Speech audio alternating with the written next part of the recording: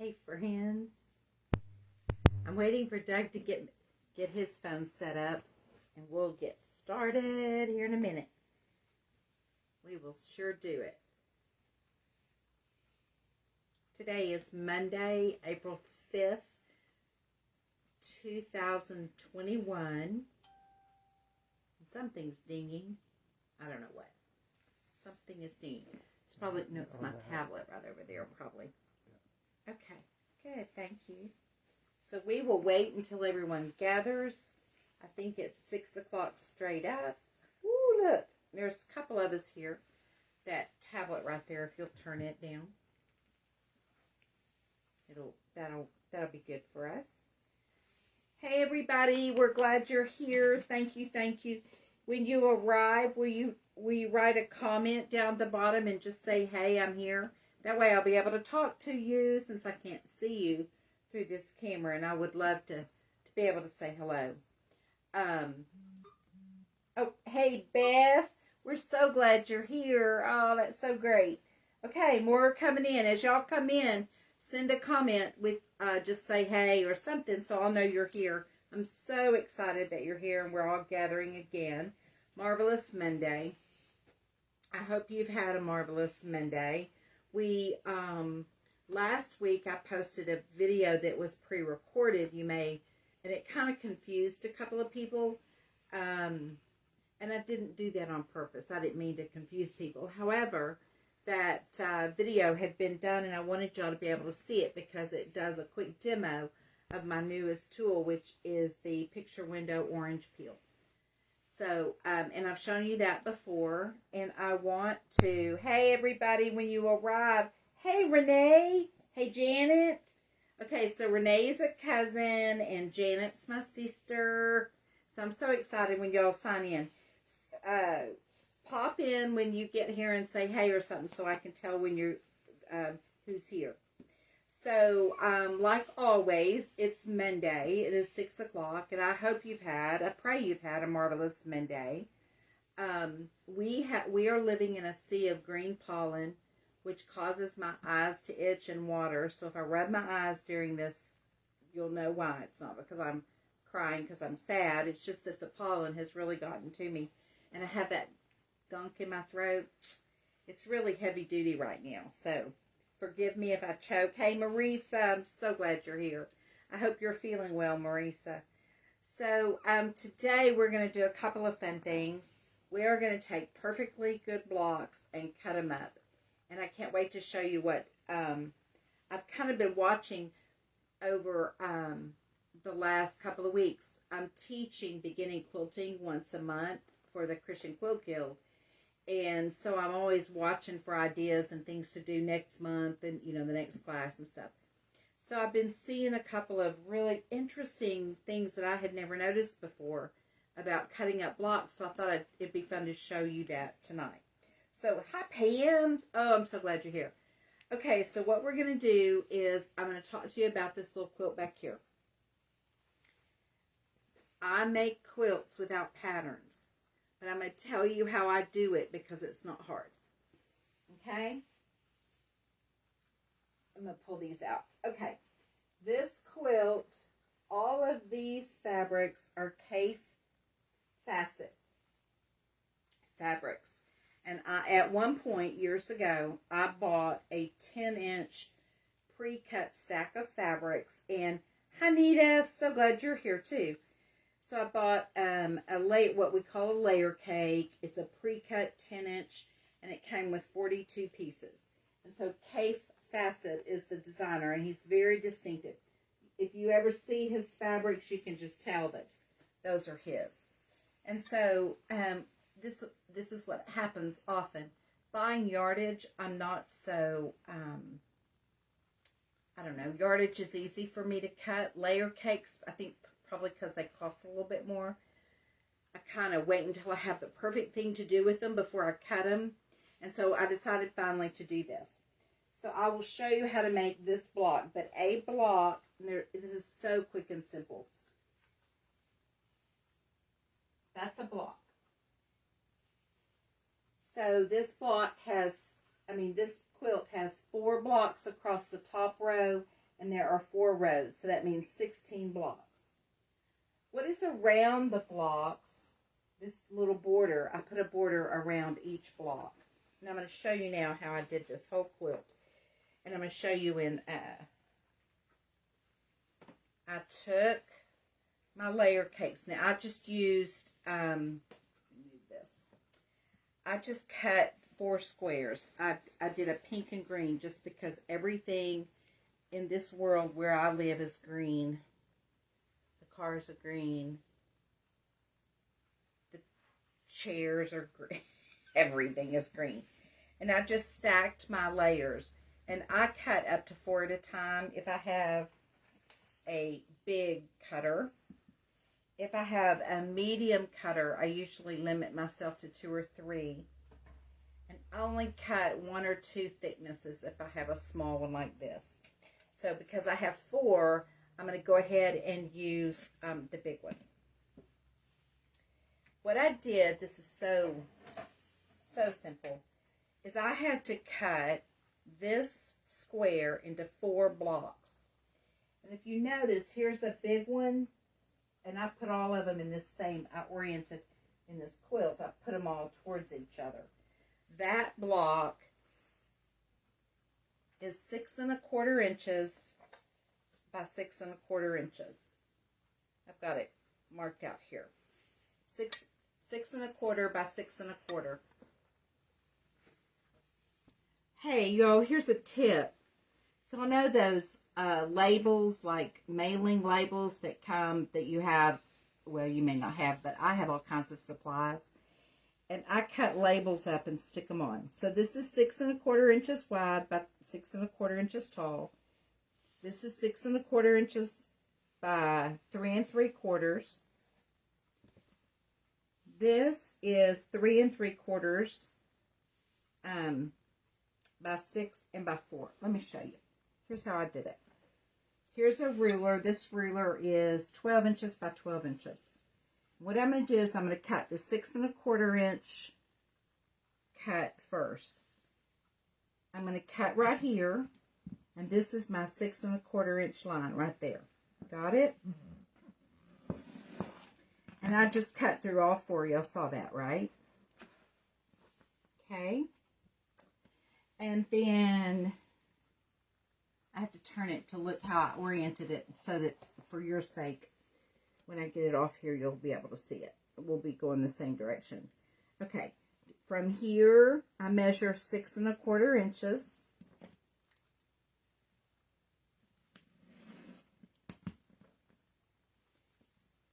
Okay. And on this one, I cut just 6 inches up, not 6 1/4, but 6.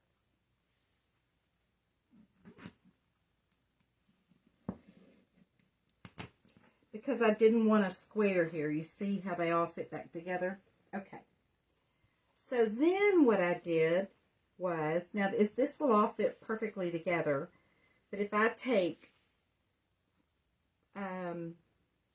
if I leave this one here and pull these away, and I leave the bottom one there and pull these away, because you know I have 4 of these, right? And I take the third one and pull these away, and then I leave the second one. There's my block. And it doesn't look like it's going to go back together very well, but it will. Let me show you what you do. This is so easy. First thing you do is you cut a 1-inch strip, literally 1 inch wide, and you sew these together. And then you take this strip, which is 6 1/4 inches wide, same inches wide, right? I sew these 3 together and these 3 together. Once those are all together, I sew these to each other by using this sash. Okay? Now I can turn these if I want to. I don't have to leave. I mean, I can flip them, or like this. What I'm saying is I can do this and flip it. I just rearrange this and this because they're separate pieces if that's the look I want. So that's what I did here. See the big and then the smaller, and the bigger. Now, are these measurements for this block exactly what you would want to do? I don't know. You might want to cut it a different way. You can do it any way you want to, as long as you cut it this way, separate these first. Let me put this back together here for you. As long as you cut all of these, this is how it was. You cut this apart, then this could be any size, right? It could be shorter, this could be longer, however you want to do it. That's all you do. So there are a lot of these quilts out there, but you just decide which measurements you wanted. Now, after I put all this together, I showed you the sashing and this, and I should have put it back in order like this and like this. If that's the way you wanted it, and you put all that together, it would form one of these blocks. What I did was I took that same 1-inch strip and I sashed or bordered all the way around it. Then you put your 16 blocks together and you have a whole quilt. Now, all I did was I used this sashing for this border. This and this are not the same, but they're close. Actually, and then the chartreuse is the same. But these are all, those are all fabrics that I hand dyed. So I had made those on purpose kind of to go with this. So I was experimenting with doing my own colors. So anyway, I hope you found that helpful. It's a real quick and easy way to make 16 blocks. And I never did measure it to see how big it is.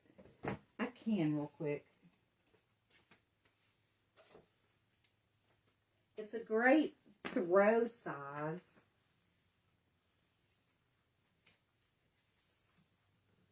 It's 62 by 62, so that's a great throw size. That's a wonderful back of the sofa, back of the chair kind of thing. So 62 by 62. Hey, Catherine. Hey, Carlene. Hey, Beth. I'm so glad you like that.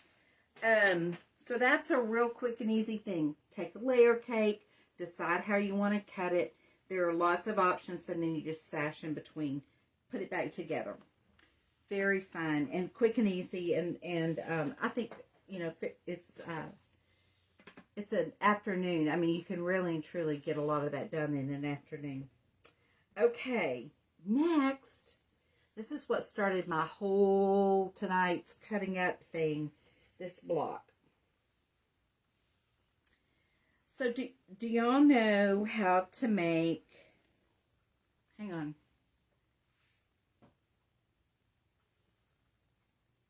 I got it. That's right. I'm good. Okay, do y'all know how to make half square triangles? Half square triangles. Let me move this. Okay. This is a half square triangle. Okay. That's a half square triangle. It can be 2 inches. It can be this big, or it can be 5 inches, any size you want. But let me tell y'all some shortcuts on how to get half square triangles. You take a layer cake or a 10-inch block. You flip it to the back. You take 2 of them, which is what I did here. Right sides together. I laid it out. I took my friction pen. You can use chalk. You can use pencil because it's on the back. You don't have to use a friction pen. I just have friction pens. I drew a line from corner to corner. See that?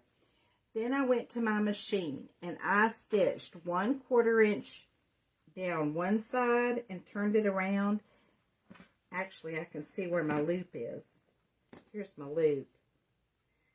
I went down this side and then flipped it around and came down this side. And now it's stitched together. Can you see the stitching? Is it easier to see back here? Tip it a little forward. I know that's hard to do with that. I can't. It's good. They can see it. Okay, as long as y'all can see it. Once you stitch that together on both sides of that line, and that line is what keeps your stitches straight, watch what I do. I lay my ruler point to point and slice it. Okay. Move that. Okay. Now I have 2 half square triangles. See that? Now you always press this to one side.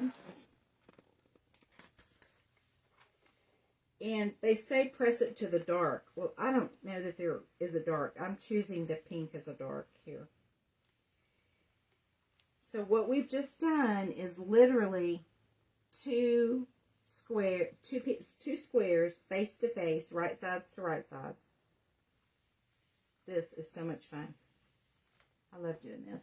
Okay, so we got 2 of them. We're just going to use 1 right now. Now when we do this, it's going to come out. Let's see what size it came out. I'm going to trim it regardless of what size it comes out.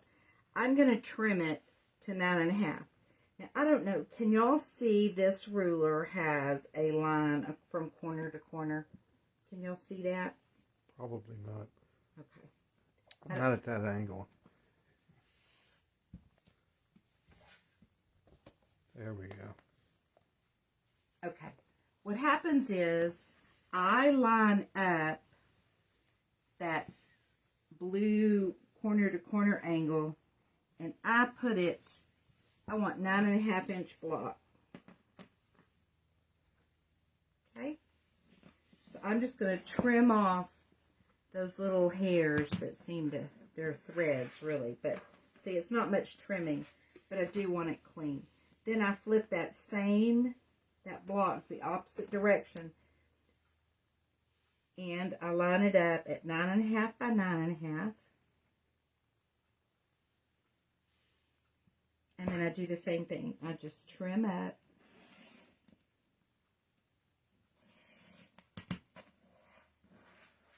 Okay. Pretty. And look at that pretty little block. Okay, my iron wasn't real hot, so I'm going to press it one more time. So, now we have half square triangles. What we can do with half square triangles is you can do a whole quilt with half square triangles, and they're super fun, right? So especially even 5 inch or 7 inch or something like that. Smaller ones, 4 inch, 3 inch, you can get a lot of color. It's with these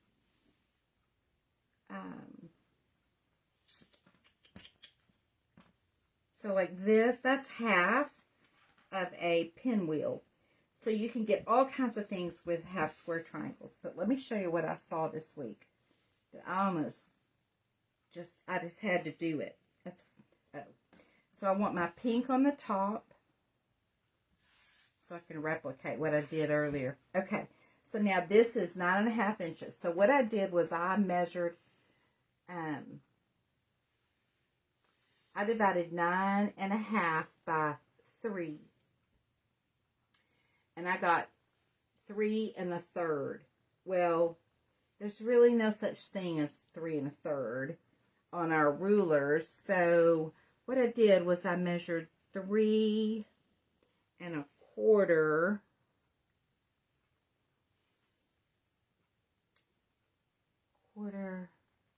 Well, 3/8 is closer. 3 3/8. Okay, 3 3/8 from this edge, and watch.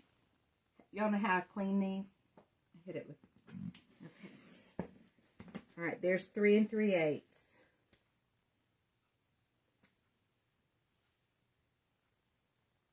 See, I don't think that's right. Okay. Nonetheless, look. So now I should have, and I don't. I should have equal parts. I cut them right earlier. I just can't remember what my measurement was. But you see what I did? What you do is you take your the one that's on the right and the one that's on the left, and you flip them.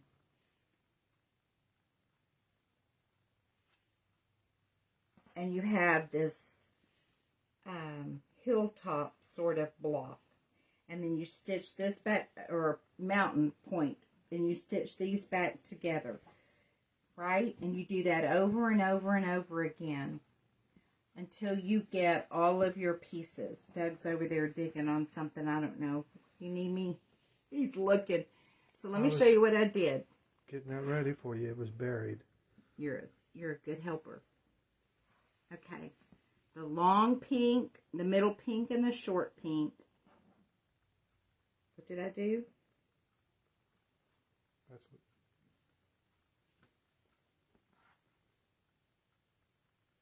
I flipped these. That's the way they were, right? And I flipped them. Does that make sense? And here are 4 blocks put together. I don't know which way is best to hold it. Is that okay? Can you see it? Mm-hmm. Now, isn't that fun? So if this was just 4 blocks, you could see it.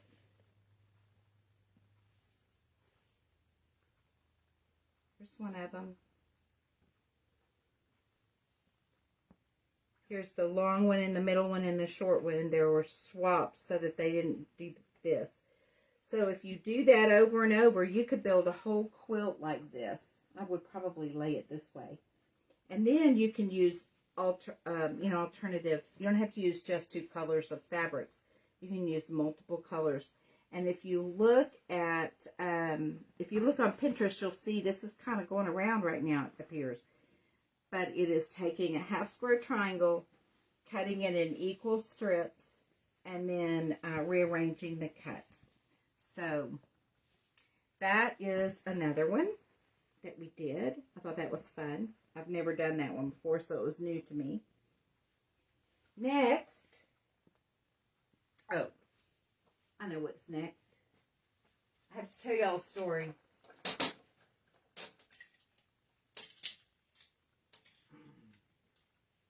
Let me hang this.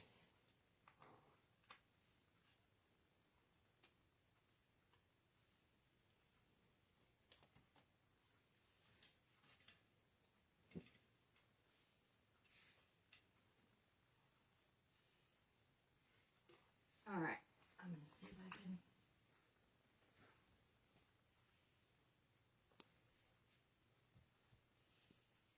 It's puckering. Okay. Is it sort of flat? That's good. Okay. Can y'all see this block? See this little quilt?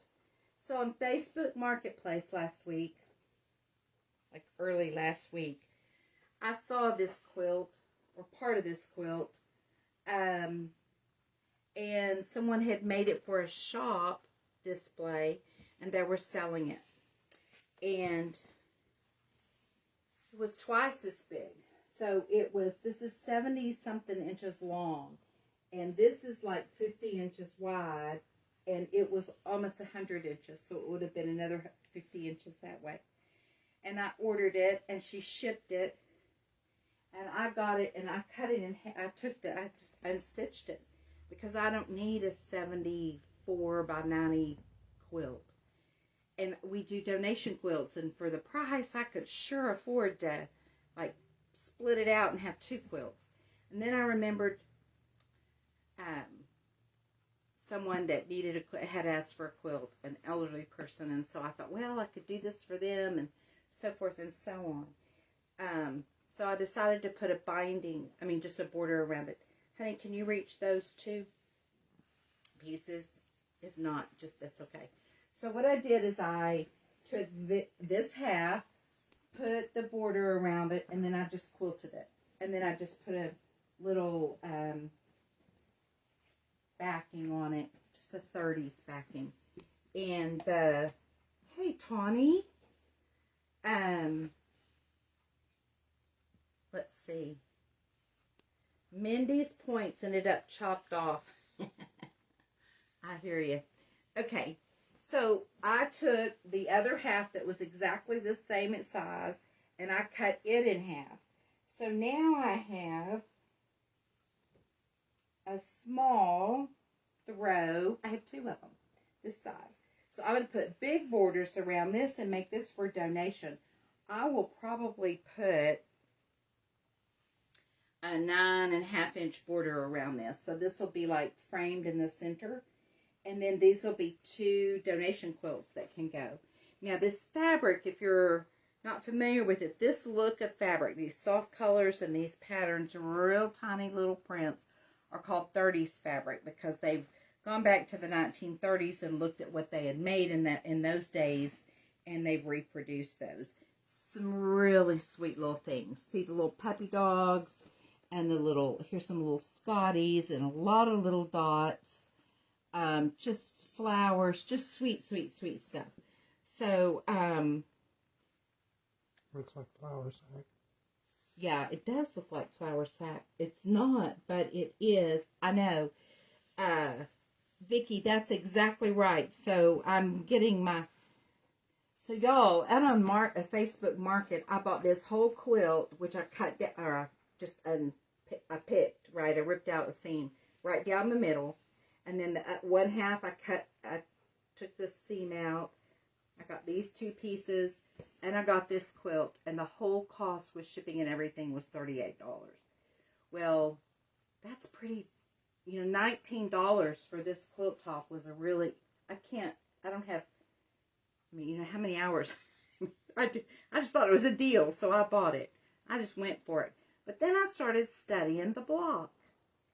It's the easiest thing ever. If you want to make a cute quilt, let me show you how to do this block. What I did, and I didn't measure it all out. I did some measuring. Was I took, this is an 8-inch long piece of fabric. Now, I did cut it from a 10-inch piece. So, it's 8 inches long. And this is a 2.5-inch white. This is actually a white on white. You know what I mean? So it's printed white on white fabric. So what you do is this is 8 inches and this is 2.5. And you stitch these together. And you take 2 fabrics and do that on them, right? So like this. See? Put this over here. Now these strips on this quilt, on this little thing, let's see how big they are. 1.5. So they cut them at 2 inches. So watch this. Here's how they did it. Y'all are with me, right? I just did the focal fabric on, and then a strip of the white. So, what did I say that was? 2.5, I believe. 2 finished. Nope. 1.5 finished, 2 cut. Okay, so there's my 1 inch. I mean my 2-inch strip, right? Now I can make all of this I want.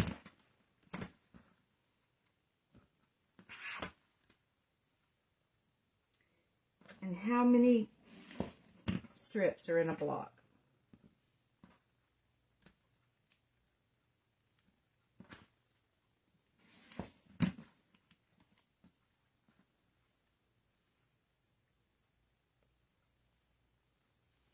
Here's the other green piece.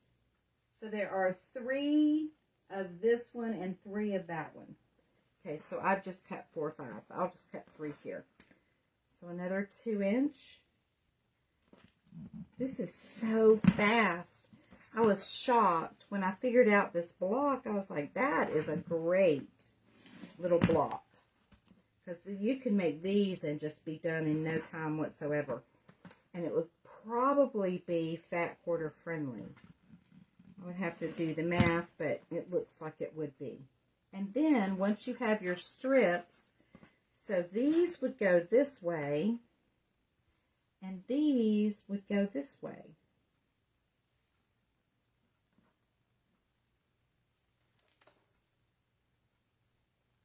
And there's the block. Do you see it? So it's going to shrink, of course, when it's all put together, but this is the block. The purple with the white in the opposite direction, and it's 1, 2, 3, 4, 5, 6 strips, 3 of each one. And that's a whole block. And what they've done is I see two, probably there are 4 of each color combo. But isn't that easy? I love that. That is so much fun. Thank you, Tawny. There are 6 strips. So that's how you do that little block. And I really like that a lot. I think that especially for quilts that we're going to give away, you know, kind of on the charity line. And here's what I did. I took 4 of the strips just to play with to see what they would look like if I used all of the same fabric. And that's kind of cool. That would be kind of a fun, look, we could make, right, it would be a little, I cut them a little bit differently, but you get the idea, right? You could totally have some floating squares, and that would be fun too. So I think there's a lot of opportunity with that particular block, and I really like it, and I've not ever done that block, so I was really excited to find a new block. I have no idea what it's called. I have no idea. I just liked it. I thought it was a great, quick quilt, and we do so much of the stuff that we do for charity. So, the last one I'm going to show you tonight is completely off the chart, off the radar of that. But it's so much fun. So I think I had some, and it's yellow. Boy, is it ever yellow, right? It is bright yellow. But I had these squares, so I decided we're going to use it. I want to show you these blocks. And this is not the same fabric, but look at this block. You can pop any color with a strip going through it that is an accent color. And they don't all have to be cut the same way, right? I mean, it's like, sometimes it's called like pickup sticks, things like that. So you can do it with 1 strip, or you can do it with 2 strips. I made this one today out of 2 strips, and I'm going to show you how to do it. It's super fast. So you take your 10-inch square or 5-inch square, it doesn't matter what size you start with, you get to choose that. I really like 10-inch because 10-inch allows me to build a quilt fast. Okay, and then if you want it to be very symmetrical, very, orderly and lined up, that's great. But when you match block to block, all your points are going to have to match. That is not my idea of fun. I do not like that. Sam, I am. I just don't like that at all. The fewer points I have to match, the better I like it. So what I do, when I've done this quilt, is I like an angle. But even if I wanted it straight, I could do straight. But you just don't put them all at the same spot so that they won't match. We're going to call this wonky, okay? Do you see how I've just got this randomly in the middle? You slice your block. You pull it apart. You take a 1-inch strip of fabric and you stitch right sides together with your small strip on top, and you stitch that 1/4 inch. When that's sewn together, you flip it over, and then you sew this one to it. So sometimes the angles are a bit tricky, and what you want is where you start. You want 1/4 inch, that point to go past the fabric, 1/4 inch. And when it lays over, it'll lay over flat. But here's the other thing. If for some reason you sew them back together and it's like this, see how it's not straight and it's kind of cattywampus? That's where you trim it down to 9 3/4 inches or 9 1/2 inches, like I did earlier you just trim it down. With the half square triangles, you just trim it down. No big deal. You just trim it down. Now, if I were to do this block, let's just call this one done. Pretend like this one's done. And I would cut my, you know, like it would be something like this. Okay? Now, the fun part on these is laying them out. Because look. See, this one, actually, I should do it this way. It'll be like that. Okay?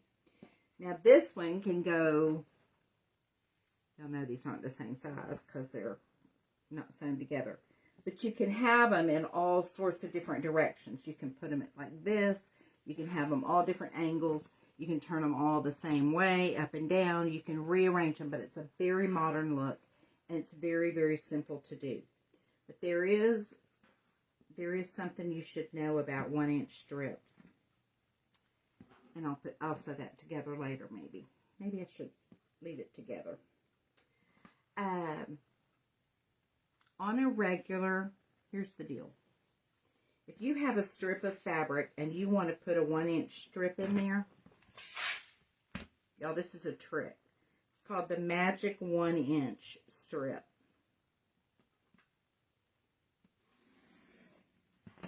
And I put a 1-inch strip right in here.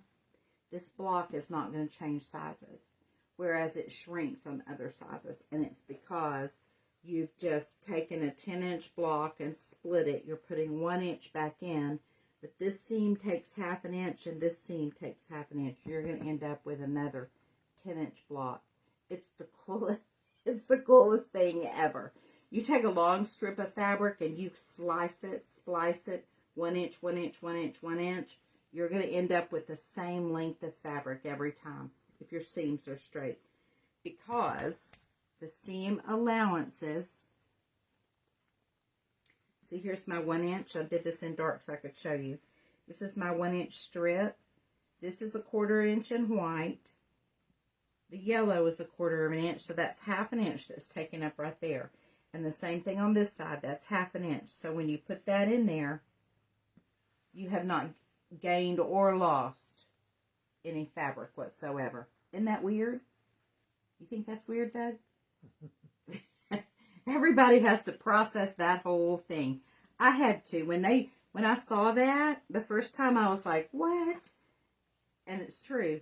I came back and I built the whole quilt and it's still in there. It's unfinished. If anybody ever needs a project, feel free to holler. I've got one I can share with you. Okay, questions? Anything else? Questions? Let's see. Oh my goodness, look at y'all talking. I just love that. I'll read it all later. I don't see any questions. Okay, so it is, we've been going about 40 minutes, so I think what I'll do is, this is what I do at the end of every time, is I read one of my writings, and something really interesting has happened in the news lately, and so I want to talk about that. So if this is the time of day where you want to say adios and not listen to the devotion thing I'm going to read, that's fine. I understand. Before you go, I will tell you, there is a 3M transparent tape. And it's almost like a medical tape, and it has a weave on it.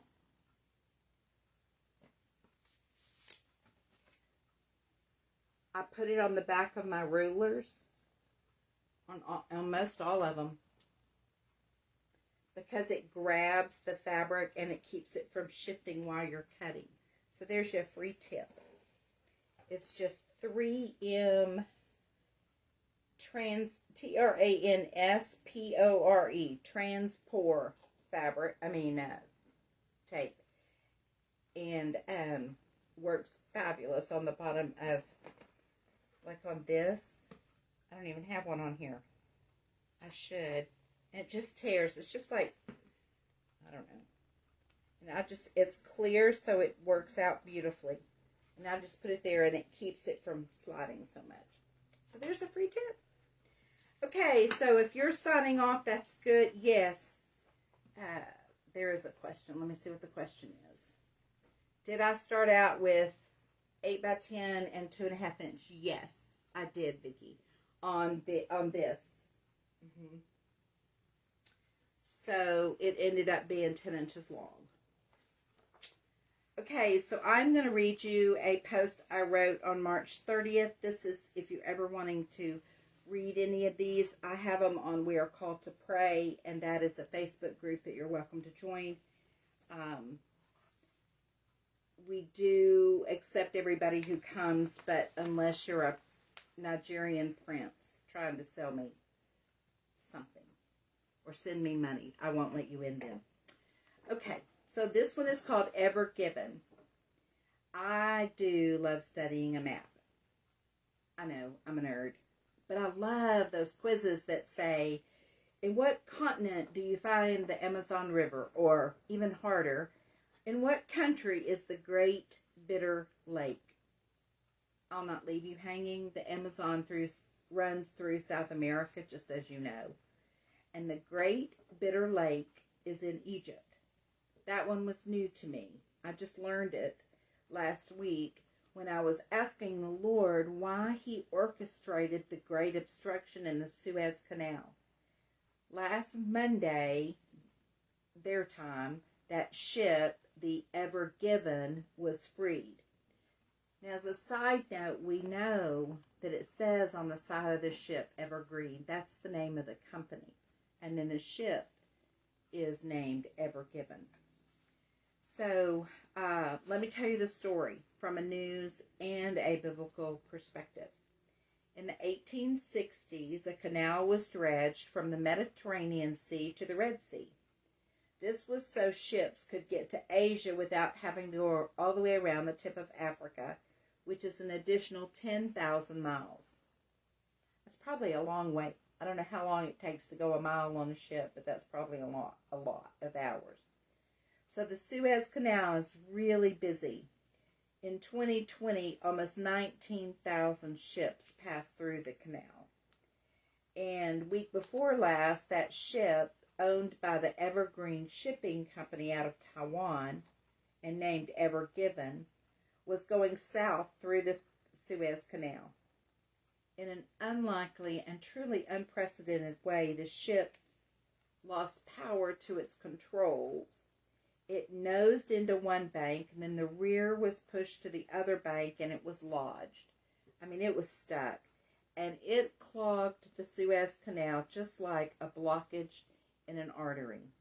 There were 420 at one time.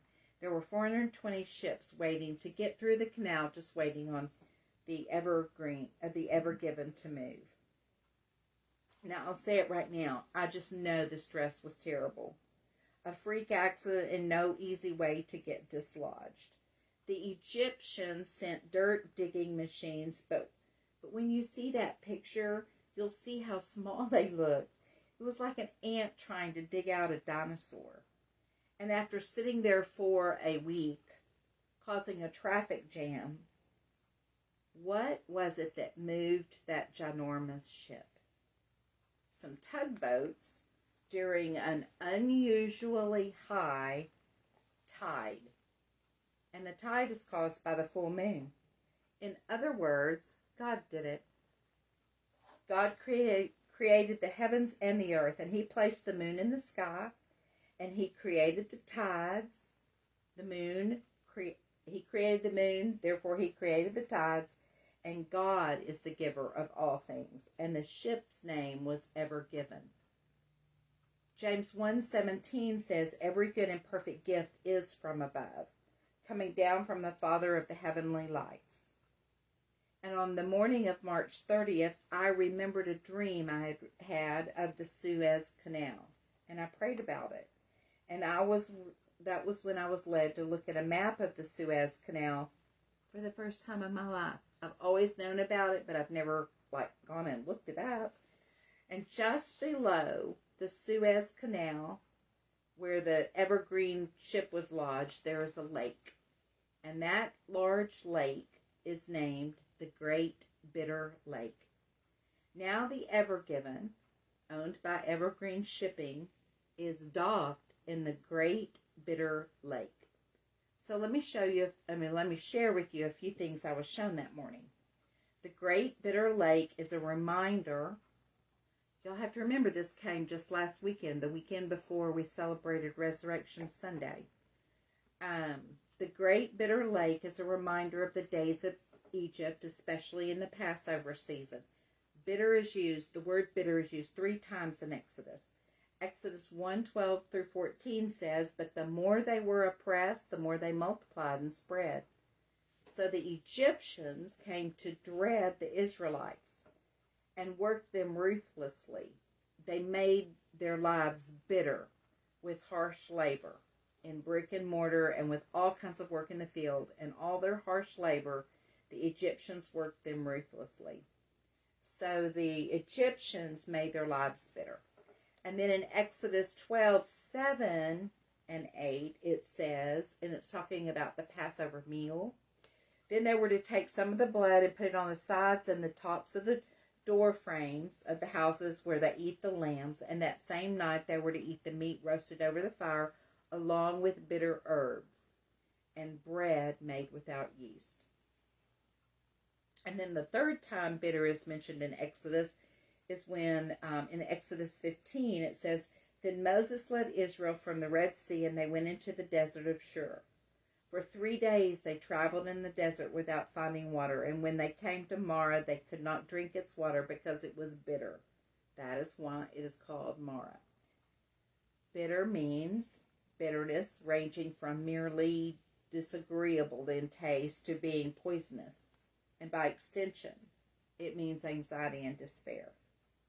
Friends, while life can be bitter, it can be disagreeable, it can be filled with anxiety or despair, we have the key to truth and peace, and his name is Jesus. If you don't know him, just reach out to me and I will talk to you about him. He's amazing. He is the key to our truth and peace.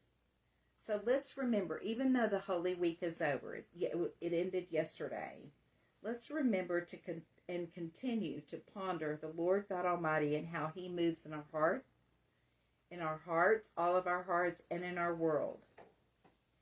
And in Romans 11 and 33 through 36, the words "ever given" appear.